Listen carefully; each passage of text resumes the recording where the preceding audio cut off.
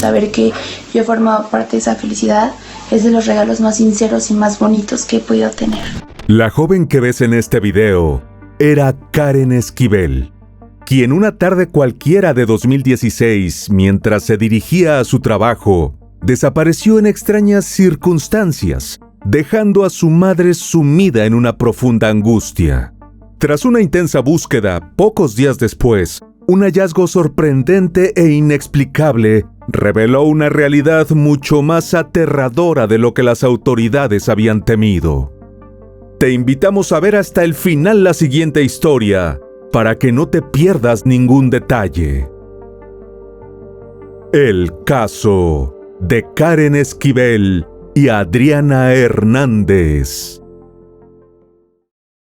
Las huellas, los rastros, los indicios y las evidencias ayudan a los investigadores a resolver los crímenes.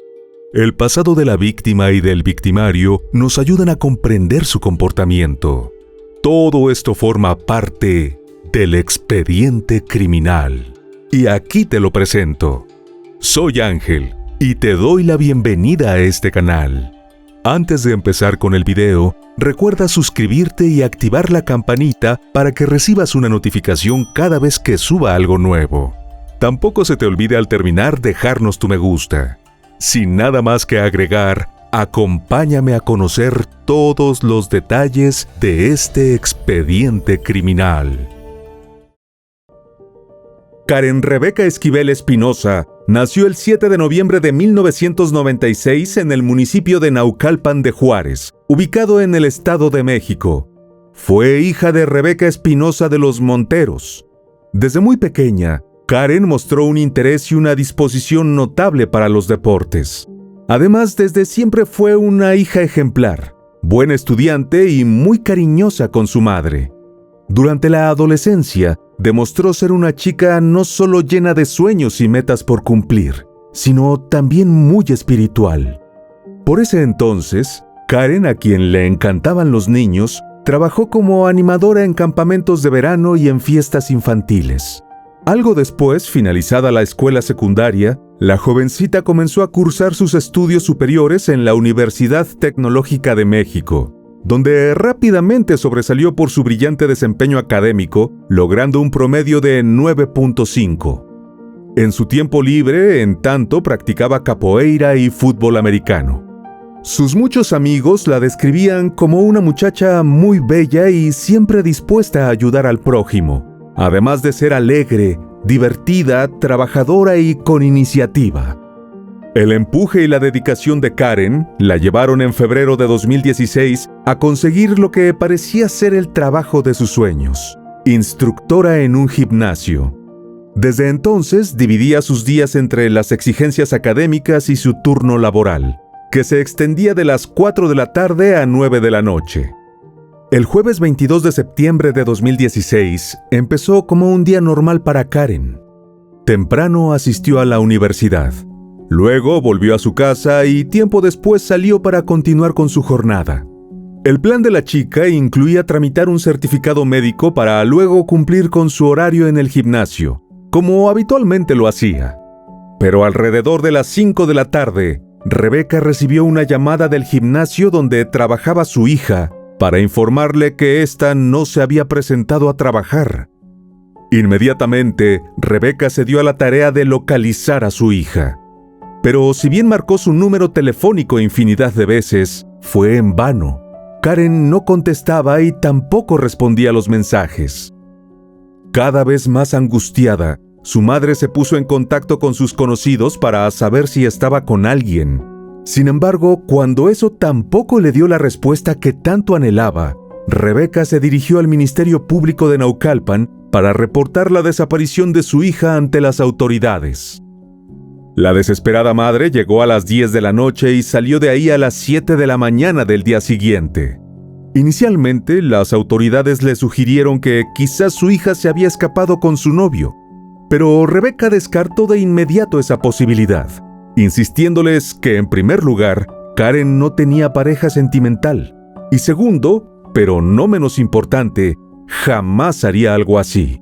Por el contrario, enfatizó que a pesar de su juventud, su hija era una persona sumamente responsable. Una vez formalizada la denuncia por desaparición, se procedió a imprimir una ficha de búsqueda con la fotografía de Karen.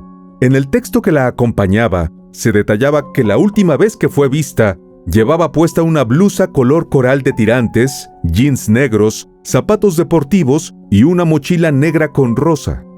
Esta ficha se convirtió en una herramienta fundamental para movilizar a la comunidad y difundir la alerta sobre su desaparición. Entretanto, guiada por su instinto maternal y su determinación, Rebeca resolvió no quedarse de brazos cruzados. Antes bien, emprendió una búsqueda exhaustiva por todos los posibles lugares por donde su hija podría haber caminado. Independientemente del trabajo que hacían las instancias, yo me dediqué a hacer mi propia labor. Y en esa labor, la madre contó con el apoyo del padre de su hija, así como de otras amigas de Karen y las madres de estas. Gracias a esas gestiones, pronto tuvieron los primeros resultados. No podíamos seguir, estar esperando, ¿no? A ver qué pasaba. La desesperación era demasiada. Todo ocurrió cuando consiguieron algunas evidencias, en específico varios videos. Estas grabaciones, que habían sido hechas por cámaras de seguridad de negocios ubicados en la ruta que habitualmente hacía Karen, permitieron reconstruir poco a poco y paso a paso el trayecto seguido por la muchacha. De tal modo, se constató que a eso de las 3:20 de la tarde, mientras se dirigía a su trabajo, fue vista en una farmacia ubicada en las cercanías de una avenida no muy lejos del gimnasio. Rebeca y los demás continuaron caminando por la zona, pidiendo la colaboración de los vecinos y de los dueños de los locales para que les proporcionaran sus grabaciones, a manera de seguir reconstruyendo la cronología de esa jornada, hasta que pudieron conseguir una más. En ese video, se veía a Karen caminando a 1,5 cuadras de su trabajo. Las imágenes fueron captadas exactamente a las 3:56 de la tarde. De la grabación en cuestión, además, se pudo concluir que la joven iba con su mochila, andando naturalmente y sola, sin que aparentemente la estuviese siguiendo nadie. Con su mochila y no se ve que nadie la vaya siguiendo, caminando tranquila, bien, sola. Es decir, hasta ese momento, lo único seguro era que Karen seguía con vida a escasos metros del gimnasio. Pero a partir de ese punto, su rastro se desvanecía sin explicación, lo que planteó la inmensa interrogante sobre qué pudo haber pasado en ese corto trayecto que la separaba de su destino. Impulsada por el mismo espíritu que inicialmente la llevó a descubrir pistas clave, la madre de la joven se dio ahora a la tarea de iniciar una campaña pública para alertar sobre la situación a través de una plataforma digital de iniciativas ciudadanas. En la misma, además, Rebeca publicó una carta dirigida al gobernador del estado, solicitándole que localizara a su hija y señalando que la entidad se encontraba entre las más inseguras del país, con una alta incidencia de desapariciones de mujeres.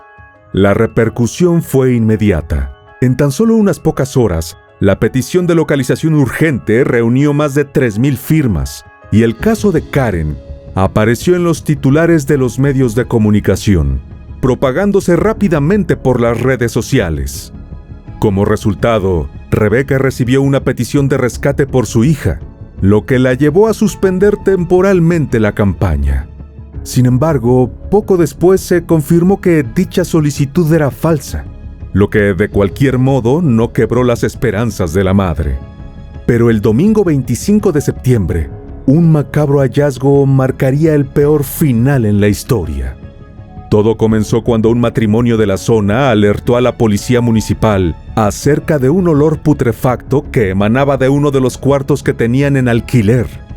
Una vez que los agentes se presentaron en el lugar, descubrieron una maleta que presentaba manchas rojizas.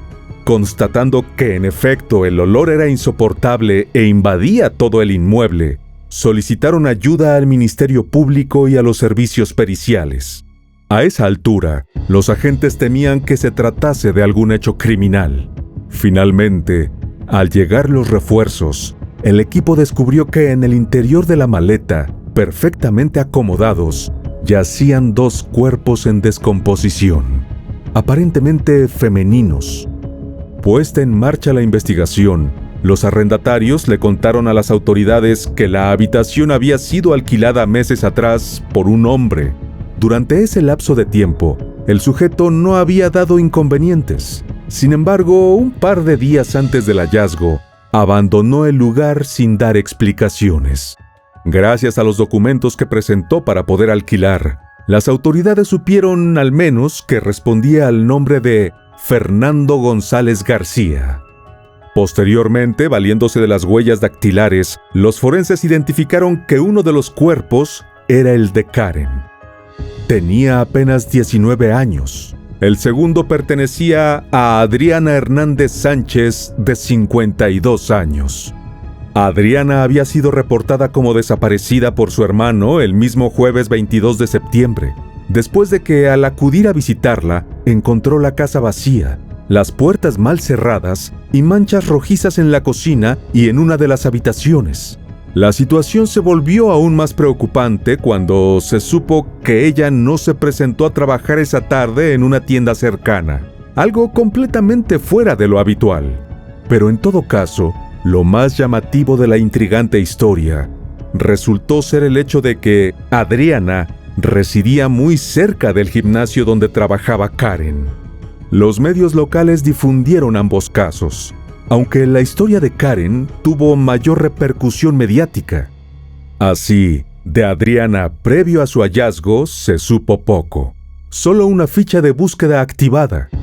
Sin embargo, quienes la conocieron en vida expresaron profunda indignación, resaltando que era una persona muy querida en su comunidad por su inocencia y amabilidad. Antes de conocer la trágica noticia, muchos se preguntaban dónde podría estar y qué motivo había detrás de su repentina desaparición. Por supuesto, jamás imaginaron el final de la historia. Entre familiares, amigos y la población en general, surgieron numerosas preguntas. ¿Cómo era posible que dos mujeres que no se conocían ni tenían parentesco terminaran en una situación tan trágica? Por su parte, la universidad donde estudiaba Karen expresó su apoyo a la familia a través de un comunicado, en el que también hizo un enérgico llamado a las autoridades para que resolvieran el caso y encontraran a los responsables. En ese contexto de indignación y duelo, a pesar de lo afirmado inicialmente, las autoridades informaron que tras llevar a cabo análisis más profundos, se comprobó que Karen sí presentaba signos de abuso sexual. El 29 de septiembre, familiares y amigos se reunieron para darle a la joven la última despedida. Profundamente afectados por la pérdida repentina y absurda, solo deseaban que se hiciera justicia lo antes posible. Casi en paralelo, las autoridades revelaron en rueda de prensa la identidad del principal sospechoso, añadiendo que se hallaban tratando de dar con su paradero. A esa altura, ya habían logrado reconstruir que a lo largo de cerca de una década, Fernando se había desempeñado como aparcacoches del gimnasio donde trabajaba Karen. Es decir, no era un desconocido para ella. No obstante, el sujeto no tenía antecedentes penales ni había dado nunca muestras de ser un hombre violento. De acuerdo con el Procurador de Justicia del Estado, las primeras líneas de investigación apuntaban a que el sospechoso habría decidido eliminar a ambas mujeres tras haber sido sorprendido atacando a una de ellas. Esta hipótesis se fundamentó en un video y en el hallazgo de una camioneta en la que se creía que fueron transportados los cuerpos sin vida. Por otro lado, se confirmó que esa misma tarde, Fernando acudió a trabajar, pero al día siguiente no se presentó. Al encontrarse en paradero desconocido, las autoridades ofrecieron una recompensa de 500,000 pesos mexicanos, es decir, unos $26,000 al cambio de la época, para quien proporcionara información que ayudara a su captura.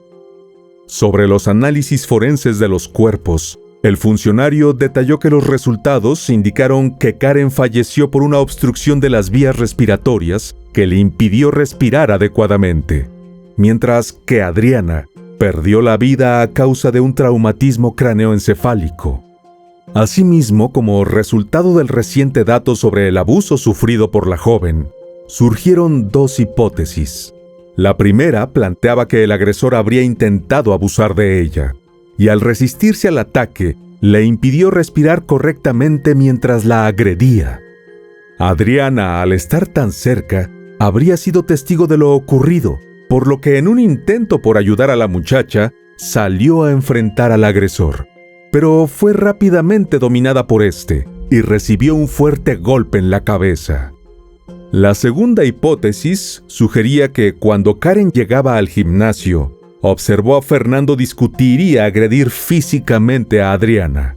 Al intervenir para defender a la mujer, la joven habría sido sometida y finalmente abusada. Sin embargo, para Rebeca estas explicaciones parecían insuficientes. En una rueda de prensa ofrecida en ese entonces, aseguró que a su juicio no existía un motivo claro para el doble crimen, ya que su hija no tenía enemigos. Además afirmó que ni la robaron ni la raptaron. En sus propias palabras, no lograba comprender en absoluto lo ocurrido. Yo no entiendo nada. A raíz de esa incertidumbre, manifestó estar muy preocupada por la seguridad de su familia. Al ser consultada sobre el vínculo de Karen con Fernando, Rebeca aseguró que durante los 7 meses que su hija trabajó en el lugar, ella jamás tuvo noticias de que el sujeto fuera una persona grosera o que tuviera algún tipo de mala intención, por eso le resultaba tan extraño todo. Sin embargo, lo cierto fue que a raíz de las investigaciones, se reveló que Fernando era adicto a las drogas. Según detallaron los investigadores, por el momento se sabía que solía consumir piedra, una forma cristalizada y muy adictiva de metanfetamina. Rebeca, por su parte, también se cuestionaba seriamente que no hubiese otros implicados. En su opinión, dado que hubo 2 cuerpos involucrados y que en esas circunstancias pesaban casi el doble de lo normal, le parecía increíble que una sola persona hubiera podido manejarlo todo por sí misma. Lo que yo no tengo claro y tampoco estoy completamente de acuerdo es que él haya actuado solo, definitivamente. Y en efecto, luego del testimonio de algunos vecinos, los investigadores empezaron a cuestionarse lo mismo. Básicamente porque, a decir de 2 residentes de la zona, el día en que el agresor acudió a dejar las maletas al domicilio, lo vieron en compañía de otro sujeto que conducía una camioneta tipo pick-up de color verde. Pero si bien los avances en la investigación parecían prometedores al principio, con el paso de las semanas que se convirtieron en meses, las autoridades seguían sin contar con pistas concretas sobre la ubicación del único sospechoso. Esta falta de progreso incrementó notablemente la angustia de los familiares de ambas mujeres, quienes veían cada vez más lejana la posibilidad de enfrentar al agresor y, sobre todo, de que se hiciera justicia. Hasta que, finalmente, a principios de febrero de 2017, la noticia de la detención de Fernando, de 38 años, ocupó los principales titulares de los medios de comunicación, convirtiéndose en el avance más esperado y significativo en el caso. En su intento de evadir la justicia, había huido a la ciudad de Irapuato, ubicada en el estado de Guanajuato. Allí, tras encontrar empleo en un negocio de lavado de autos, logró mantener un bajo perfil durante 5 meses, viviendo bajo una identidad falsa y dedicándose a una labor honesta. Lejos del escenario de sus crímenes, se las ingenió para burlar a las autoridades. Sin embargo, la perseverancia de la Fiscalía General de Justicia dio sus frutos cuando los agentes lo localizaron y lo capturaron en su camino al trabajo. Al ser confrontado por los agentes, inicialmente negó su identidad, afirmando llamarse Francisco. Pero la evidencia era irrefutable. Al ser confrontado con su propia foto, la cual circulaba en el anuncio que ofrecía una recompensa, Fernando no tuvo más opción que admitir que era la persona que buscaban. Posteriormente fue trasladado a territorio mexiquense, donde quedó a disposición de la autoridad judicial y fue ingresado a un centro preventivo y de readaptación social. Sin embargo, durante la audiencia de vinculación a proceso, Fernando apeló a su derecho a no declarar, manteniéndose en silencio, con la mirada hacia el piso. sin aceptar su culpabilidad y asegurando que era inocente. Aún así, el juez lo acusó por el delito de feminicidio. Ahora, los investigadores debían probar cuál fue el móvil de los crímenes y determinar si actuó solo o con complicidad. Además, tenían que esclarecer por qué se encontraron manchas hemáticas de Karen en la habitación y en la almohada de Adriana. Surgían preguntas inquietantes. ¿Entró la joven voluntariamente a la casa o fue llevada allí tras la agresión? Para colmo, ni los clientes, ni los empleados del gimnasio, ni los vecinos del lugar se percataron de nada. Pero las dudas en torno al extraño y cruel caso no tardaron en resolverse, porque, quizás sintiéndose acorralado, Fernando decidió finalmente relatar a las autoridades de la Fiscalía General de Justicia los eventos que culminaron en los trágicos sucesos del 22 de septiembre. En ese sentido, fue determinante el testimonio de su medio hermano, quien confesó que aquel fatídico día, Fernando lo llamó para contarle lo que había hecho y pedirle ayuda. El día del crimen, había comprado 10 dosis de cocaína, rompiendo así con 3 semanas de abstinencia. Consumió la droga a lo largo del día hasta que fue sorprendido por Karen, a quien, valga aclarar, nadie vio llegar al gimnasio. Como entre ambos existía cierta confianza, la chica lo reprendió y lo amenazó con denunciarlo ante los dueños del establecimiento. Eso bastó para desatar la furia del sujeto. La tomó por el cuello hasta que la dejó inconsciente y cayó al suelo. Por si fuera poco, también la hirió 2 veces con una navaja de bolsillo que llevaba consigo. Mientras todo esto ocurría, Adriana fue testigo desde el balcón de la casa, por lo que, muy valiente y a sabiendas del riesgo que corría, le reclamó al hombre. De inmediato, Fernando llevó a Karen al domicilio de la mujer, quien abrió su puerta para confrontarlo a él y tratar de ayudarla a ella. Sin embargo, el sujeto la atacó con enorme furia, arrastrándola hasta la cocina.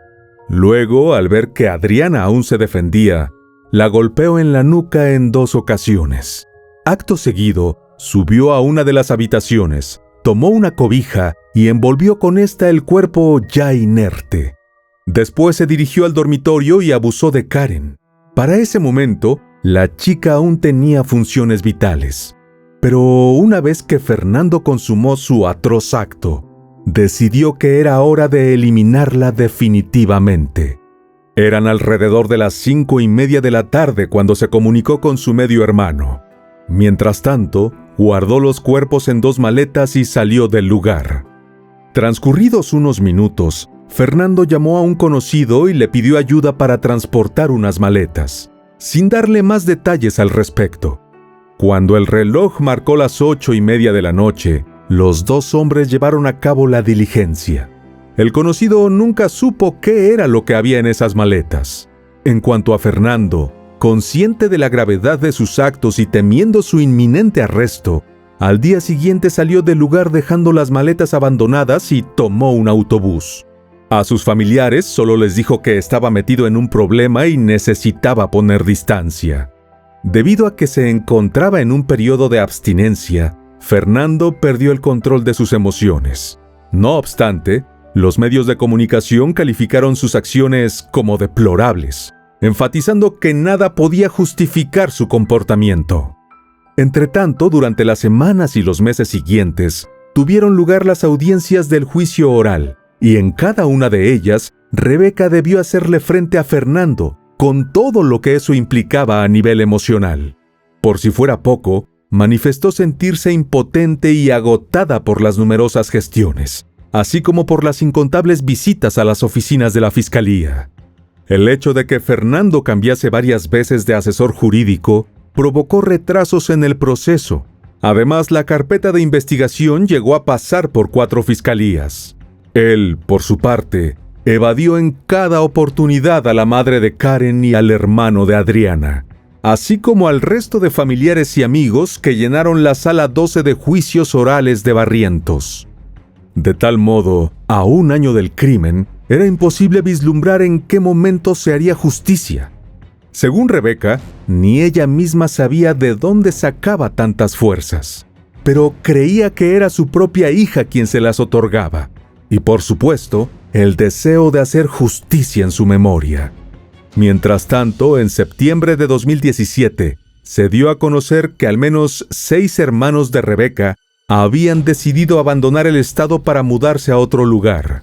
Fue la propia Rebeca quien declaró a los medios de comunicación que este dramático cambio estuvo motivado por el miedo y la inseguridad. Por esa misma época, le escribió una sentida carta a su hija ausente, en la que le expresaba que a pesar del lamentable suceso, había quedado a cambio un alma pura como la de ella, destinada a convertirse en un ángel. Entre las idas y venidas judiciales y la batalla diaria por mantenerse en pie y seguir con su vida, Rebeca encontraba siempre el tiempo para mirar una y otra vez las pertenencias de su hija. Sus diplomas, la camiseta de su uniforme del equipo de fútbol americano, las manualidades. También repasaba las cartas que ella había dejado y, por supuesto, las fotos familiares. Aunque el dolor por la ausencia no cesaba, esta valiente madre era consciente de que el caso de su hija era apenas uno entre los innumerables casos de violencia contra la mujer que ocurrían en el país. Y la violencia de género ha incrementado de una manera exorbitante. Finalmente, en marzo de 2018, mediante un comunicado, la Fiscalía General de Justicia mexiquense informó que un juez dictó prisión vitalicia a Fernando González García por el doble crimen cometido en contra de Karen Rebeca Esquivel Espinosa y de Adriana Hernández Sánchez. Además, la autoridad judicial determinó que debía pagar más de 2,5 millones de pesos mexicanos, equivalentes a casi $130,000 al cambio de la época, por concepto de multas y reparación del daño moral causado. Con esta sentencia, se cerró un capítulo doloroso para las familias afectadas, marcando un paso importante en la búsqueda de justicia y en la lucha contra la violencia de género en la región. Ahora que conoces todos los datos de este complejo y doloroso doble crimen, ¿qué opinas sobre el papel que jugaron las autoridades y la sociedad en la resolución de este caso? ¿Crees que hubo suficiente apoyo para las víctimas y sus familias durante el proceso? ¿O por el contrario, consideras que faltó acompañamiento y respaldo en momentos clave? Escríbenos en los comentarios. Y bueno, querido oyente, hasta aquí el caso de hoy. Te espero en otra entrega para que juntos analicemos todos los detalles de los más terribles crímenes de la historia. Nos vemos hasta el otro expediente criminal. ¡Adiós!